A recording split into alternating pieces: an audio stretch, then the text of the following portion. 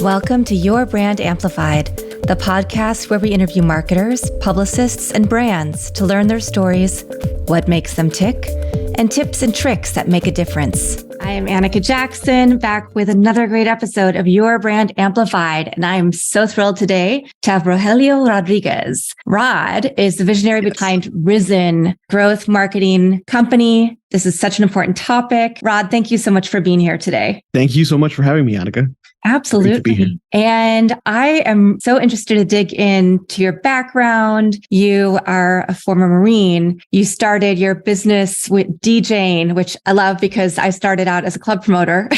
Nice. So I always feel like we learned so much in those formative years. Yeah, in that absolutely. Community. And those are still things that I use today, right? You've also built several multimillion-dollar businesses. So let's backtrack and talk about starting your first business, what you were doing, going into the Marines. I mean, right there, that's a lot to unpack before we even get to growth marketing.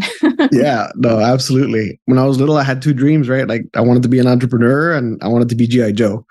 So wow. I did the G.I. Joe thing first. I mean, I started the DJ business with my friends. It was kind of like, I remember sitting down with the lawyer and him looking at me like, are you serious? Or I was like young. So he gave me a list of things to do. So I did them, but I really wanted to be G.I. Joe. So I joined the Marine Corps at 18. I actually signed my paperwork before September 11th. September 11th happened. I realized I'm like, oh, I think I'm going to get deployed. I'm definitely going to war. Learned a lot, got deployed. I actually met my business partner in the Marine Corps, my current business partner. So when we got back though, we were like, can't take orders anymore. We got to figure something else out, right? So went into sales, learned sales, and actually started online after around, it was like 2007, 2008.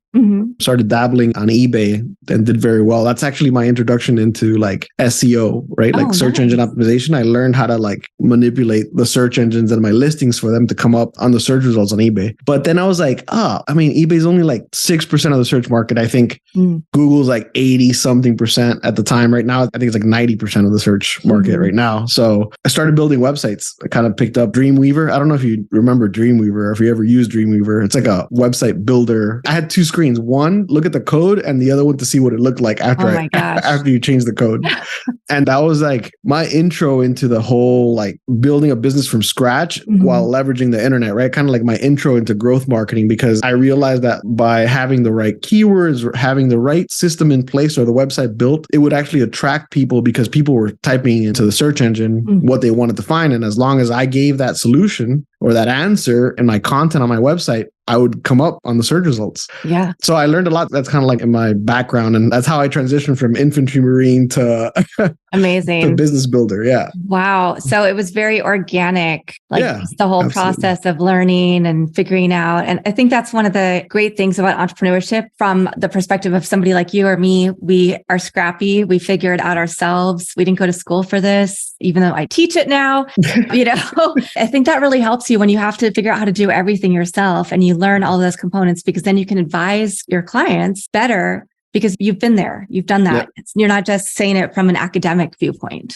Absolutely. Yeah. I mean, I'm very fond of education. Even though I didn't go to traditional schooling, but I teach at Miami Ad School. I teach marketing. So I feel you're right there. It's very important to continue that, continuously improve, right? Which is part of the whole growth marketing venture. Exactly. Well, and you're also a platinum tier HubSpot certified partner. What does that entail? My agency specializes in HubSpot. HubSpot's the tool that we use I call it like a scale, right? Like when you go to the gym, right? The way that you know that you're progressing is you get on the scale, you see you've lost a little bit of weight and you see the progress, right? It's a way of measuring your progress. That's what HubSpot is for us, right? We recommend it to all our clients. Most of our clients are on HubSpot. It helps us with tracking the results from the very beginning of attracting the people to our website and analyzing how they're behaving all the way through them actually like buying the product or service and becoming a customer. So you can see the entire customer journey inside tool set. So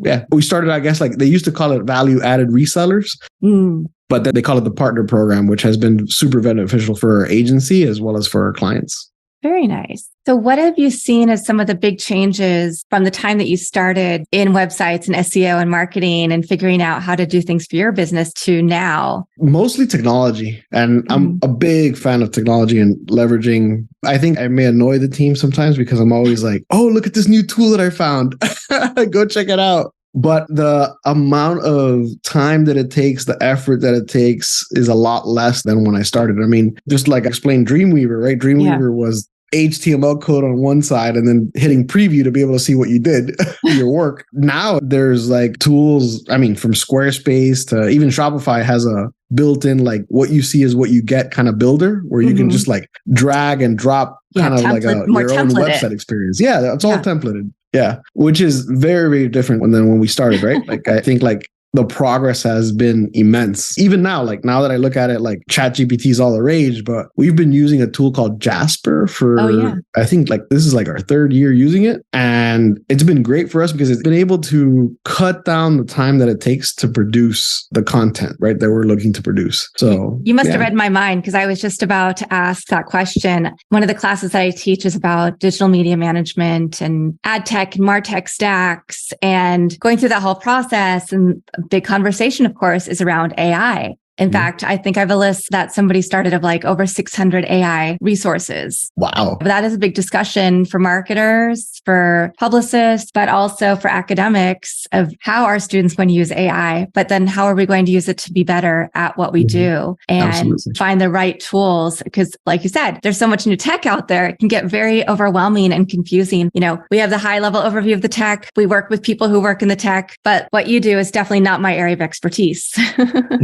Sure. No. And I think just to kind of cover some of those ideas, right? I think I look for simplicity a lot of the times. Like Google is super simple, right? Like you ask it a question or you type in a few words and it gives you the results. And I see ChatGPT the same way, right? As long as you know what questions to ask, it'll output the result that you want. Now, it's far from perfect, right? It has a lot of issues. I was actually on a trip with a friend who's a lawyer and I introduced him to ChatGPT and he had a question about a law specifically, right? And I'm like, oh, let's ask ChatGPT and let's see what it says. And it actually came up with the citation of the exact law that he was looking for. And it cut down his research time, right, considerably because he doesn't have to go into like a database like LexisNexis or other tools. But then on the other side, it's like, is that output correct? Like, is the logic right?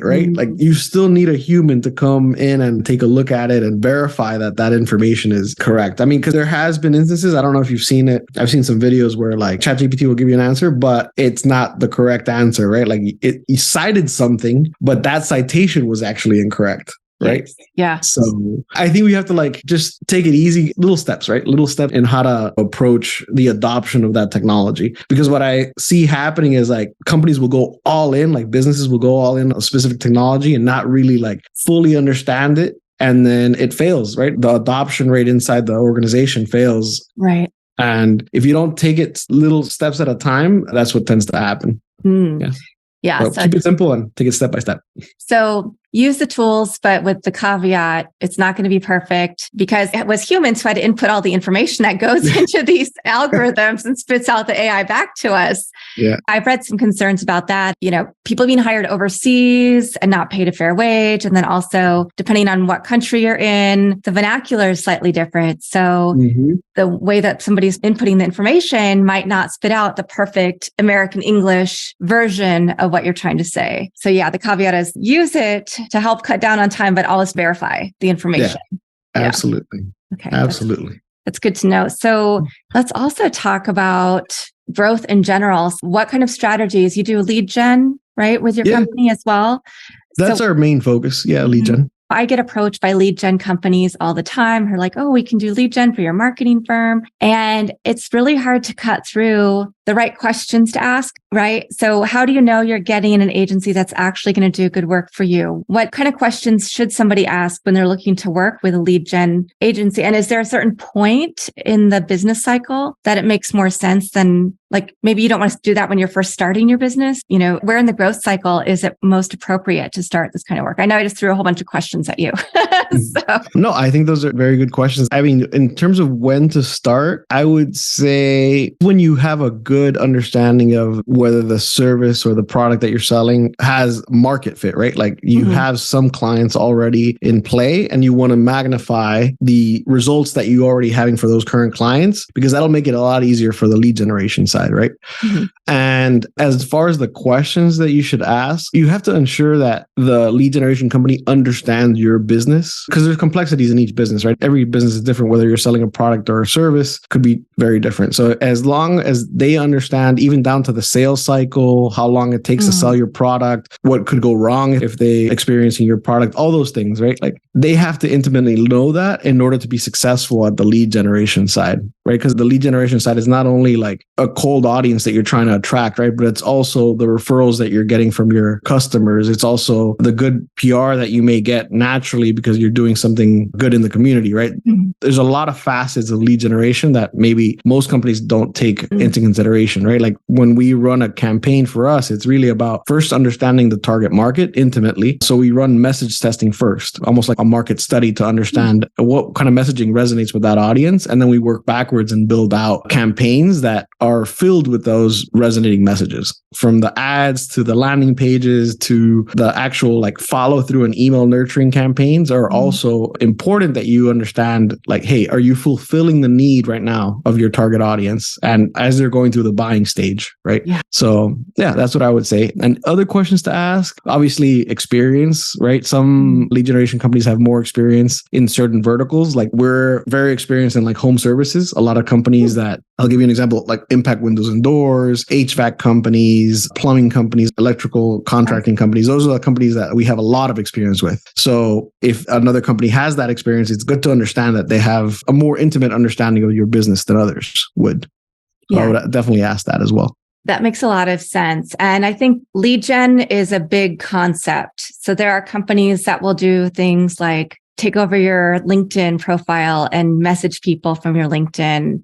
There are people who will do the same thing on Instagram and DM people to get business. And then there are also companies, I know there was one company that was a lead gen company. They set up appointments for me, but the people they're setting up appointments, I think they had like 5 or 6 different companies that they were working under. And so the people, when we get on the phone, they didn't even really know what the conversation was going to be. And so that's not a good feeling for me or for the potential prospect. So I think you're talking about a more structured, and this is also what I see when we work in workforce development and education. It's the more, we have the landing pages, we have the email sequences, the drip campaigns, we have the ad campaigns running on Meta or LinkedIn or what have you, that funnel people in. It's a much more targeted approach. It's not just the spray and pray, which I think a lot of people who say they do lead gen, I mean, that's where I want to also make the distinction between companies like yours and then other companies that are out there. Yeah, no, absolutely. I agree. When it gets convoluted like that, it's the experience for both sides is usually terrible. And we try to stay away from that experience, right? Because it's about like, how can we reach the right audience and fulfill their needs, right? There's always 2 sides to the whole equation. So we got to make sure we come together with that communication strategy that connects them. Absolutely. So if you could start a new business tomorrow, what would that business be? You've done so many different things. I think it's something to do with travel. You know, I like traveling. So something like that. Maybe travel. I don't know exactly what, but it'd probably be revolved around either some kind of like personalized adventure type of thing. Yeah, that sounds fun. It sounds like something you could go ahead and start creating the website and all the back end stuff for while you're still formulating the idea. And it's one of those beautiful things. As an entrepreneur, you've done many different things, and all of those help you know exactly how to craft that message, that marketing, and that sales funnel for whatever you decide to do next. And I think as entrepreneurs, we have a lot of ideas of different things we want to do, and they might not all fit in the vertical we're in now, but that's just part of the way our brains work. Yeah, absolutely. Absolutely. I think like that now more than ever, right? Before I kind of like shied away from applying it, the same principle at another type of business. But now I feel like, no, this model looks like it'll fit right in. So let's try it out. Yeah. Awesome. What continues to inspire you to work in this business, to work with the kind of clients that you work with? The people, I enjoy the connection. I enjoy the growth of each individual that we work with. A huge part of running a business that's focused on growth is like you invest in the people that you're working with, your colleagues, but also the growth of like our customers, right? We've seen individuals go from marketing managers to marketing directors to, C-suite. Wow. It's fantastic to be able to see that and that effect that we can have on people to help them continue to grow in their careers. Amazing. And I'd love to hear if you don't have to share a company if you can't, but a case study of some company that you worked with and, you just took them to another level, but they didn't stop working with you, right? They kept working with you because you were an instrumental part of their growth. Yeah. So we have a company called Alco Windows and Doors in Miami. I think they were around 300,000 in sales when they started with us, and they grew 349% in 4 years. So they're around the $20 million mark, right? Amazing. And they're still a client. And they're going to be continued to be a client as well. The owner happens to be a Marine as well. We get along very well. So it's one of those things where like we built this strong relationship based on their growth and truly a partnership between our agency and them. Amazing. I love that. Do you think that, because I often feel like people have been in the military, when you come back into civilian life, it can sometimes be a hard transition. On one hand, you have to figure out what you want to do next. On the other hand, you have all these amazing skills that are a real asset for any business or any company that you'd want to be part of. Yeah, it is a difficult transition. And I think about it too, like for a long time, like when I got back in 2005, I was like so focused on business. I didn't really realize like my interpersonal skills maybe diminished a little bit, right? Like being a Marine, you're going all the time. You don't exactly have maybe an understanding of that. The way that you react or interact with people may be too military, right? It was actually my business partners like, you can't do Marine Corps style in the civilian world. And in terms of that, when I got back, the thing that suffered the most was my connection to people, right? Like because of the way that I was reacting, the way that I was interacting just in general with everybody. In 2015, I actually went to go get help. I got the help that I needed. There's a lot of resources actually for veterans transitioning from a military occupation to the civilian world, right? And every skill that I learned in the Marine Corps, the leadership skills, the communication skills, I got my first job teaching actually was in the Marine Corps. I used to teach people how to take apart and put together machine guns, right? Completely different than what I'm doing now. But all those skills actually like added up to become like a long-term benefit. But oftentimes I find that there's a slight difficulty in that transition, right? Whether it's mental health or there's actual physical adaptations that you need to go through in order to adapt to the civilian world, right? It's a completely different set of stressors that you face when you get back. Yeah. So to that point, it's great that you lifted up some resources, and I'd love to share them in the show notes too. Resources that are available for veterans, because I think it's very important to think about, as now I'm working and really in the world of workforce development and education and digital equity and making sure people get the skills that they need to get good jobs. And veterans are a big part of that. Yeah, so absolutely. I'll share the resources. I'll send them in an email after the show. Awesome. Thank you. So what else would you want to do besides start a business that's a travel company of some sort, maybe a bespoke travel company? Are there other occupations that you've always wondered if that was going to be your next thing, or that's something that you should have pursued? Yeah, I'm a firefighter. That seems like a cool job. Oh, nice. Yeah. Helping. Okay. Yeah. I see all of that. Using the same skills that you had in the military, helping people, something that you're doing in your daily life today with your business as well. Yeah. I think I would enjoy that. That's something I would enjoy for sure. Are there any resources, books, websites that people should go to find out more information about growth marketing and lead gen and really kind of demystifying that process? Our website, GoRizen.com, GORIZEN.com.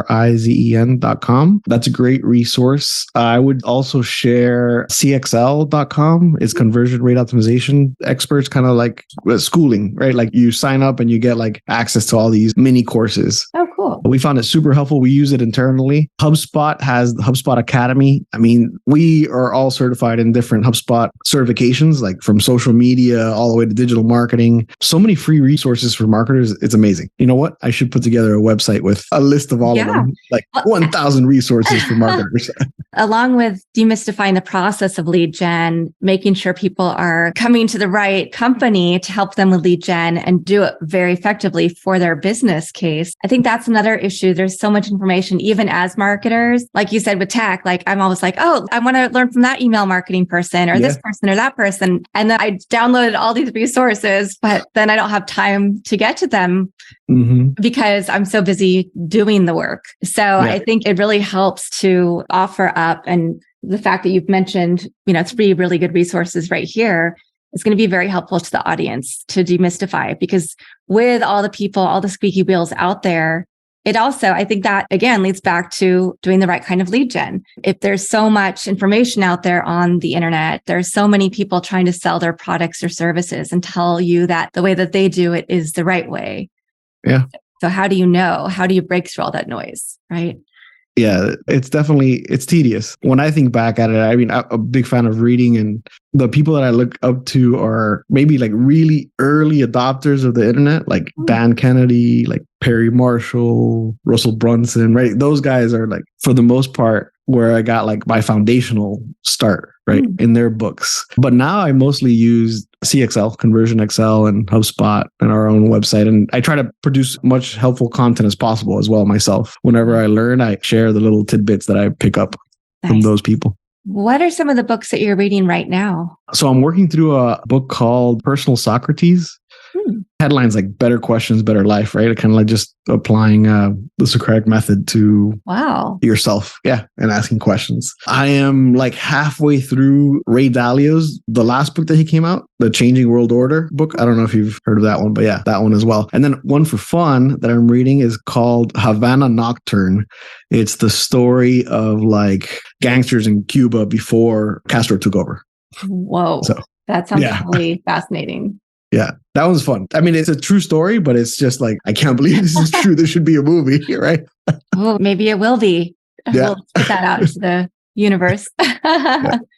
Fantastic. Rod, is there anything else that you'd want to share with our audience? Nope. I'm grateful to be here. And if you need anything else, you can reach me on social media at RodUSMC. That's my tagline. You can find me there, or my phone number is on our website. So feel free to text me. Oh, you're opening up the floodgates here. Awesome. And we will have your website, some lead gen tools. Yeah, I'll share the lead gen tools. If anybody wants to take a look at what a lead generation program should include, that's probably the best place to go and check it out. We call it Smart Lead Gen. It shows you the process that we follow and what we do for our companies. Fantastic. Yeah. I think anybody who is thinking about lead gen strategy needs to review that, just to make sure that you are asking the right questions when people are approaching you on, the many LinkedIn messages or cold emails that I get on a daily basis, and I know everybody else does too, that you can really cut through the clutter and find the right solution and the right lead gen company for yourself. Rod, I always like to ask if people have a favorite quote or mantra, words that you live by. A lot of things. I have a board right in front of me where I keep like some of my favorite quotes. So let's see which one. Being a professor at Miami Ad School, so like I have 3 words that I use that remind me of like what I'm doing, right, for my purpose. So it's to educate, engage, and empower, right? Nice. Those are my 3 words that I'd like to share with my students. That's my objectives with them. Those are amazing objectives. And I think that you use them every day in your business and in your teaching. So thank you for doing that. Absolutely. Thank you for having me today. Absolutely. Fantastic. Well, thank you to our audience for coming back for another episode of Your Brand Amplified. I will have all the information to reach Rod and Risen in the show notes, and I will be back again in a few days with another amazing expert. In the meantime, have a beautiful day. Want more? Check out amplifywithannika.com or follow me on socials at amplifywithannika.